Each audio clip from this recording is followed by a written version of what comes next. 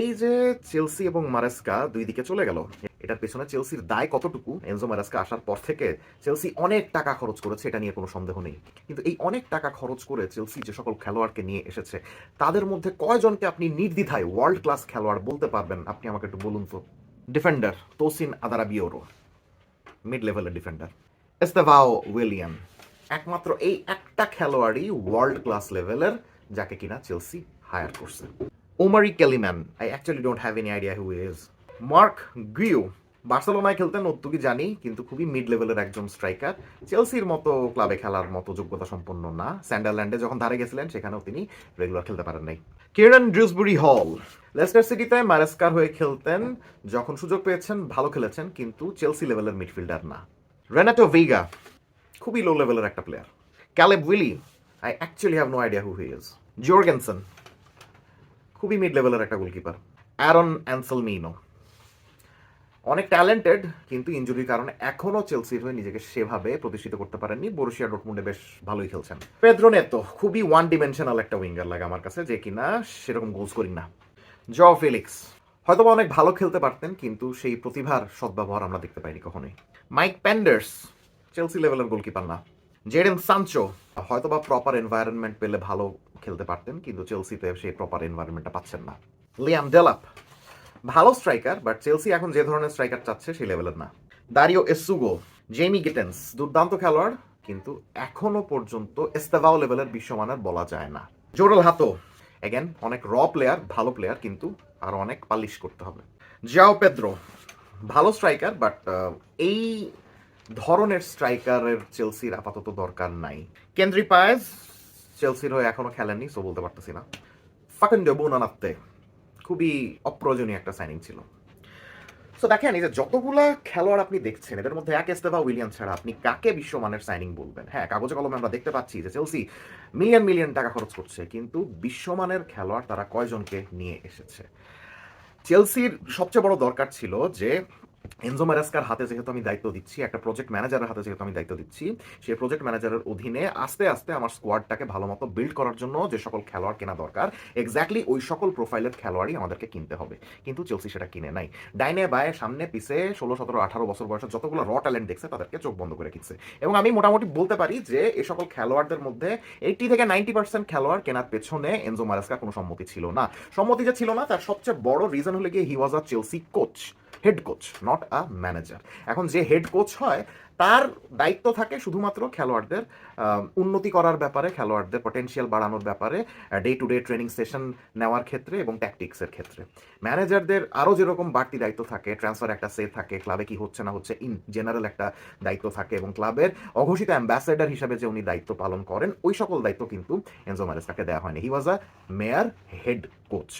So ব্যাকরুমে কি হচ্ছে না হচ্ছে, সেগুলোর উপরে এনজো মারেস্কার কোনো ক্ষমতা কিন্তু ছিল না, এবং এটাই প্রবলেম হয়েছে। বিকজ এনজো মারেস্কা যখন দেখলেন যে না, আমি চেলসিকে কনফারেন্স লিগ জিতাচ্ছি, আমি চেলসিকে ক্লাব বিশ্বকাপ জিতাচ্ছি, পিএসজির মতো দলকে হারিয়ে দিচ্ছি, বার্সেলোনার মতো দলকে 3-0 গোলে হারাচ্ছি, হ্যাঁ, যেই দলটার এই সিজনে প্রিমিয়ার লিগ জেতার সম্ভাবনা সবচেয়ে বেশি, সেই আর্সেনালের সঙ্গে খেলায় আমি 10 জন নিয়েও 1-1 গোলে ড্র করছি, লিভারপুলকে হারিয়ে দিচ্ছি। সো ওই কোচের কিন্তু আস্তে আস্তে ওই খায়সটা জাগতেই পারে যে না, আমি আস্তে আস্তে আরও বেশি ক্ষমতা চাই এই ক্লাবের মধ্যে, যে ক্ষমতাটা চেলসি তাকে দেয়নি। এবং এর মধ্যেই অনেক খবর আমরা শুনতে পাচ্ছি যে চেলসির ব্যাকরুমে যারা কর্তা ব্যক্তি রয়েছেন, তাদের সঙ্গে এর মধ্যেই এনজো মারেস্কার সম্পর্ক অনেক খারাপ হয়ে গিয়েছে, অনেক ঝগড়াঝাটি চলছে, যে কারণে Enzo Maresca eventually he thought enough, আমি আর এখানে খেলতে চাই না। আপনি চেলসির স্কোয়াড বিল্ডিং এর বিষয়টা একটু লক্ষ্য করুন। এনজোকে সামনে খেলাচ্ছে, আমরা তো একটু আগে বললাম যে এটা মারেস্কার একটা ট্যাকটিক্যাল ফ্ল, কিন্তু কেন এনজো ফার্নান্দেসকে সামনে খেলাচ্ছেন এনজো মারেস্কা? বিকজ ওই লেফট হাফ স্পেসে খেলানোর মতো তার কোনো অ্যাটাকিং মিডফিল্ডার নাই, বা এমন কোনো উইঙ্গার নাই যে কিনা ড্রিফট করে ভিতরে চলে এসে ওই লেফট হাফ স্পেসে খেলতে পারেন। সে অ্যাস্টন ভিলার হয়ে মর্গান রজার্স যেরকম খেলছেন, বা ম্যানচেস্টার সিটির হয়ে ফিল ফোডেন যেভাবে খেলছেন, লিভারপুলের হয়ে ফ্লোরিয়ান ভার্টস যেরকম খেলছেন, ওইভাবে ন্যারোলি হাফ স্পেস ডমিনেট করার মতো প্লেয়ার এখন চেলসির নাই। সো এই জন্যই কিন্তু জাভি সিমন্সকে চেয়েছিলেন এনজো মারেস্কা লাইপজিগ থেকে, তবে চেলসির বোর্ড তাতে সম্মত হয়নি, উল্টো তাকে দুটো লেফট উইঙ্গার ধরাই দিছে। আলেহান্দ্রো গার্নাচোকে ধরাই দিছে আর জেমি গিটেন্সকে ধরাই দিছে। আলেহান্দ্রো গার্নাচো এবং জেমি গিটেন্স দুই ধরনের লেফট উইঙ্গার, কিন্তু কেউই ওই হাফ স্পেসে ভালো মতো অপারেট করতে পারেন না। সো এই কারণেই এনজো ফার্নান্দেসকে কিন্তু সামনে গিয়ে খেলতে হয়েছে অ্যাজ আ নাম্বার 10 বা অ্যাজ অ্যান অ্যাটাকিং মিডফিল্ডার, যে কিনা ওইসব স্পেসগুলোতে খেলতে পারে। এখন ধরেন চেলসির যদি একজন প্রপার অ্যাটাকিং মিডফিল্ডার থাকতো যে কিনা ওইসব স্পেসগুলোতে খেলতে পারে, তাহলে কিন্তু এই ট্যাকটিক্যাল ফ্লটা এনজো মারেস্কার থাকতো না। এটা একটা কথা আমরা বলতে পারি। আবার এনজো ফার্নান্দেজের বেস্ট পজিশন এখনো আমার মতে যে জিনিসটা মনে হয় যে তিনি যদি টনি ক্রুসের মতো লেফট ওই সকল জোনগুলোতে খেলেন, যে ডিপার জোনগুলোতে ডিফেন্সের একটু সামনে বাম দিকে ওই সকল জোনগুলোতে যদি উনি খেলতে পারতেন রেগুলারলি, এবং অন দ্য বল তাকে যদি আরও বেশি বিল্ড আপের দায়িত্ব দেওয়া হতো, তাহলে চেলসির জন্য ভালো হতো, এনজো ফার্নান্দেজের জন্য কিন্তু ভালো হতো। এখন ওই পজিশনে খেলানোর জন্য চেলসির একজন প্রপার ডিফেন্সিভ মিডফিল্ডারের দরকার। স্যাডলি মোইসেস কাইসেদো ওই দায়িত্বটা ভালো মতো পালন করতে পারতেছেন না। দুই একটা ম্যাচে উনি ভালো মতো পালন করতে পারেন, তখন তাকে নিয়ে অনেক বেশি সুনামের বন্যা বয়ে যায়, কিন্তু রেগুলারলি ওই জিনিসটা তার পক্ষে করা সম্ভব হচ্ছে না। আমরা এর আগে এনগোলো কান্তেকে যেই ভূমিকাটা পালন করতে দেখতাম, বা নেমানিয়া মাতিচকে যেই ভূমিকাটা পালন করতে দেখতাম, বা তার আগে আপনার মাইকেল এসিএন বা ক্লদ ম্যাকেলেলেকে যেরকম ডিফেন্সিভ মিডফিল্ডের ভূমিকা পালন করতে দেখতাম, চেলসি ওই রকম একটা প্রোফাইল অনেক বেশি মিস করছে। এখন অ্যাস্টন ভিলাতে আমাদু ওনানা যেভাবে খেলছেন as a proper defensive midfielder, যিনি কিনা তার সামনে আসা প্রতিপক্ষের যে কোনো আক্রমণ একদম নস্যাৎ করে দিয়ে তার পাশে থাকা মিডফিল্ড পার্টনারকে পাসিংয়ের ক্ষেত্রে অনেক বেশি সাহায্য করেন। অর্থাৎ তিনি এমনভাবে ডিফেন্সিভ দায়িত্ব পালন করেন যে তার পাশে থাকা পার্টনারটা নিশ্চিন্তে বিল্ড আপে ভূমিকা রাখতে পারেন। সো এনজো ফার্নান্দেজ যদি ওরকম কোনো একটা প্রোফাইল তার পাশে পেতেন, তাহলে কিন্তু তার পাসিংয়েরও অনেক ভালো হতো, চেলসির বিল্ড আপও আরও বেশি ভালো হতো, এবং চেলসির মিডফিল্ডেও কিন্তু অনেক বেশি ডমিনেট করতে পারতো। এখন চেলসির মিডফিল্ডের সবচেয়ে বড় প্রবলেম এখন যে জিনিসটা হচ্ছে যে চেলসির মিডফিল্ডে ওই ফিজিক্যালিটিটা নাই। মোইসেস কাইসেদো কখনো ভালো খেলেন, কখনো খেলেন না। Enzo Fernandez off the ball সিচুয়েশনে একদমই ভালো খেলতে পারেন না।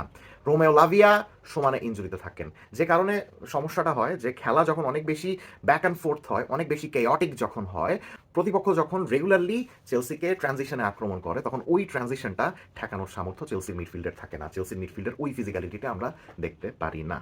এই টেম্পোটা কন্ট্রোল করার জন্য, এই ট্রানজিশনের প্রতিপক্ষের আক্রমণটা আটকানোর জন্য তখন এনজো মারেস্কা কি করেন, মাল্লো গুস্তো বা রিস জেমসের মধ্যে একজনকে মিডফিল্ডে খেলান।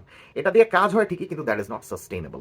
এই সাস্টেইনেবল সমাধান চেলসি এনজো মারেস্কাকে দেয় নাই। একটা প্রপার সুপারস্টার ডিফেন্সিভ মিডফিল্ডার যদি দিত, তাহলে এই সমস্যাটার সমাধান কিন্তু হইতো। এখন যে কারণে এনজো ফার্নান্দেজ এবং মোইসেস কাইসেদো এই ডাবল পিভট একসঙ্গে খেললে একটা ম্যাচ হয়তো তারা দুর্দান্ত খেলবে, কিন্তু দুইটা তিনটা ম্যাচ তারা খুবই মিডিওকর লেভেলের খেলবে। এটা কিন্তু একটা প্রবলেম। এখন হয়তোবা চেলসির কর্তা ব্যক্তিরা এনজো মারেস্কাকে এই প্রেশারটা দেন যে যত যাই হোক না কেন, আমার দুইটা 100 মিলিয়ন পাউন্ডের মিডফিল্ডারকে রেগুলারলি তোমার খেলাইতেই হবে। এখন হয়তোবা বোর্ডের কর্তা ব্যক্তিদের আদেশ পালন করার জন্য রেগুলারলি এই দুজনকে ডাবল পিভটে খেলাতেন বা মাঠে রাখতেন একই সময়ে এনজো মারেস্কা, যে কারণে চেলসির মিডফিল্ডে ওই গ্রিপটা থাকতো না, ওই কন্ট্রোলটা থাকতো না। এবার আসা যাক ডিফেন্সের ব্যাপারে। স্কোয়াড বিল্ডিং এর ক্ষেত্রে চেলসি যে মারেস্কাকে সাহায্য করে নাই, ডিফেন্স তার আরেকটা example. Chelsea needed somebody who can command their own D box. লিভারপুলের হয়ে ভার্জিল ভ্যান ডাইক যেরকম একটা ডিফেন্সিভ লিডারের ভূমিকা পালন করেন, এই দায়িত্বটা লেভাই কোলওয়েল পালন করছিলেন চেলসির হয়ে। যদি উনি ফিট থাকতেন, তাহলে হয়তো আমরা এই ডিসকাশনটা করতামই না। তবে প্রবলেম হলো লেভাই কোলওয়েল একটা বড় ইনজুরির কারণে মাঠের বাইরে আছেন। সো চেলসি নিডেড আ প্রপার ডিফেন্সিভ লিডার, একটা ফিজিক্যাল রোবাস্ট একজন ডিফেন্সিভ লিডার দরকার ছিল চেলসির, যেই অভাবটা এনজো মারেস্কা পূরণ করতে পারে নাই। এমন যদি হয়তো যে নিজেদের একাডেমির সাবেক খেলোয়াড় মার্ক গেইহিকে তারা আবারও যদি নিয়ে আসতে পারতো, তাহলে এই সমস্যাটা সমাধান তাদের কিন্তু হয়ে যেত। আবার লেফট ব্যাকের ক্ষেত্রে যদি আমরা বলি, চেলসিতে এখন মার্ক কুকুরেয়া ছাড়া কোনো প্রপার লেফট ব্যাক নাই। তাদের স্কোয়াড বিল্ডিং যে কতটা আনপ্ল্যান্ড, এটা আরেকটা প্রমাণ। মার্ক কুকুরেয়া খুবই মিডিয়েকর লেভেলের একজন লেফট ব্যাক, এবং বড় বড় ম্যাচে আমরা কিন্তু তার ওই ডিফেন্সিভ ফ্লসগুলো দেখতে পাই। এখন স্কোয়াডে যেহেতু অন্য কোনো ভালো লেফট ব্যাক নাই, সেহেতু কুকুরেয়াকে রেগুলারলি খেলাইতে হয়। এখন কুকুরেয়া 5টা ম্যাচ বাজে খেলে, একটা ম্যাচ অনেক ভালো খেলে। এখন চেলসির মতো ক্লাবের জন্য এরকম মিডিয়েকর পারফর্মার রেগুলারলি খেলাটা একটা বাজে বিষয়। And let's come to the striker situation. চেলসির উইঙ্গার অনেক জোস, কিন্তু এই উইঙ্গাররা তখনই নিজেদেরকে প্রপারলি প্রস্ফুটিত করতে পারবেন যদি বক্স ডমিনেটিং একটা ফরওয়ার্ড থাকে। চেলসিতে দিদিয়ের ড্রগবা যেরকম একজন বক্স ডমিনেটিং ফরওয়ার্ড ছিলেন। চেলসির কোনো স্ট্রাইকার এখন নিজেদের বক্সে প্রপারলি ডমিনেট করতে পারে না, প্রতিপক্ষের ডিফেন্ডারদেরকে বুলি করতে পারে না, সেভাবে নিজেদের জন্য ধাক্কাধাক্কি করে স্পেস ক্রিয়েট করে গোল করে আসতে পারে না। আগে দিদিয়ের ড্রগবা যে জিনিসটা করতে পারতেন। Joao Pedro is more of an attacking midfielder. Nicolas Jackson is more of an attacking midfielder, যিনি কিনা বক্সে না থেকে আশেপাশে ঘুরতে থাকেন, বক্সে ওই প্রেজেন্সটা তার থাকে না। সো বক্সে প্রেজেন্ট থাকে এরকম একজন স্ট্রাইকার খুব দরকার ছিল। গত বছরে আমরা দেখেছিলাম যে ভিক্টর ভিক্টর ওজিমহেনকে আনার ব্যাপারে চেলসি অনেক চেষ্টা চরিত্র চালিয়ে যাচ্ছিল, কিন্তু তাকে ইভেনচুয়ালি তারা কিনতে পারে নাই, যে কারণেই হোক না কেন কিনতে পারে নাই। তবে আমার মতে এই একগাদা র ট্যালেন্টের পেছনে এত টাকা খরচ না করে ভিক্টর ওজিমহেন যত টাকা চেয়েছিলেন তাকে তত টাকা দিয়েই যদি চেলসি নিয়ে আসতে পারতো, তাহলে তাদের এই সমস্যাটা অনেক সমাধান হতো। They would have gotten a box dominating centre forward who idealises Didier Drogba. So এরকম অনেক সমস্যা চেলসির স্কোয়াড বিল্ডিং এর ক্ষেত্রে, যার মাসুল মূলত দিলেন এনজো মারেস্কা। এখন দেখা যাক যে সামনের 6 মাস পরে পেপ গার্দিওলাকে ম্যানচেস্টার সিটির দায়িত্ব ছেড়ে দেন কিনা, আর সেই ছেড়ে যাওয়া সিটে এনজো মারেস্কা বসেন কিনা।